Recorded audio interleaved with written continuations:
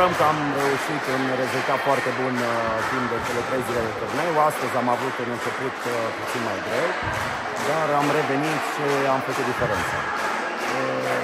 Pe parcurs am vrea să ne pregătim până la turneul semifinal 1.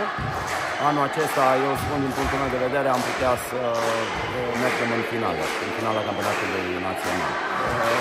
Plusul este diferență de valoare, organizare, elemente mult mai bune la noi tehnico-tactice decât la adversarii din această grupă, dar greu începe în turneul semifinal, pentru că acolo vor fi echipe mult mai bine așezate în teren.